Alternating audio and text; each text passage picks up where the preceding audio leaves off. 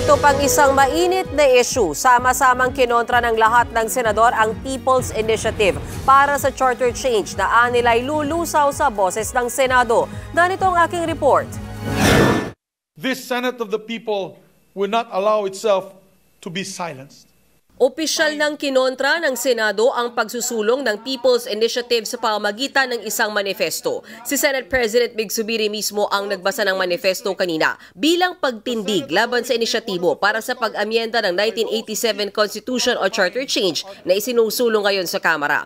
Pirmado ito ng lahat ng 24 na senador. Sa isinusulong kasi na People's Initiative, target na gawing joint voting ang Senado at Kongreso sa mga susunod na pag-amyenda sa saligang batas. Kapag nangyari yan, ayon sa manifesto, mawawala ng boses ang Senado. Kung papayagan din daw ang voting jointly para sa Constituent Assembly ng Kamara at Senado, posible raw na masira ang ating bansa.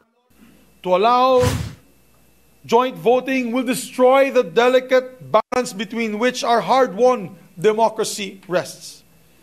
It will change, or destabilize rather, the principle of bicameralism in our system of checks and balances. May mga pangamba rin daw sa term limits ng mga opisyal at sa proteksyon ng lupain kapag raw hindi mapakikinggan ang boses ng Senado sa pagpapanukala sa constitutional amendments. Matatandaang sa isang meeting halos 2 linggo na ang nakakaraan kasama ang mga lider ng Senado at Kamara, mismong si Pangulong Bongbong Marcos daw ang nagsabi na dapat Senado na ang manguna sa diskusyon kaugnay sa charter change. Dahilan kaya naghain agad si Senate President Zubiri ng isang resolusyon para amyendahan ng ilang economic provisions sa ating konstitusyon. Kaya sabi ngayon ng mga senador, bakit hindi na lang sundin ng mga taga-Kamara ang kasunduang ito? Si Senador Joel Villanueva na nauna nang nanawagan sa publiko na magsumbong sa Senado kung may maaktuhang signature buying, hindi direktang masabi kung may tiwala pa ang Senado na susundin ng mga kongresista ang napagkasunduan kaugnay sa Chacha. Pero sabi niya, it's obviously the main reason why a lot of the senators are not interested anymore in pushing for the joint resolution.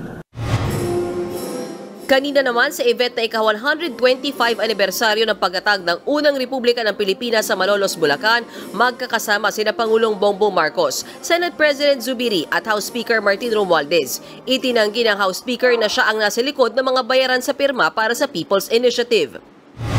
Sa hiwalay na event din sa Bulacan naman, nagsalita si PBBM. Nakausap daw niya ang ilang mambabatas kaugnay sa issue ng pagpapapirma. Ang nakarating daw kay PBBM, ang sinasabi, hindi bayaran ng cash, kundi nangangako ng kung ano-anong benefits. Gate pa ng Pangulo, hindi naman dapat ihinto ng pamahalaan ang pagbibigay ng benepisyo para lang hindi ito magamit sa signature campaign. Kaya mas maiging ipaubaya sa COMELEC ang pagtutok sa People's Initiative. Tiwala rin daw si PBBM na hindi tatanggapin ng COMELEC ang mga binayarang pirma. Mga kapatid, Mean Los Baños po. Huwag magpahuli sa mga balita at impormasyong dapat ninyong malaman. Para sa mas malawak na balitaan at diskusyon, mag-follow at mag-subscribe sa social media pages ng News 5.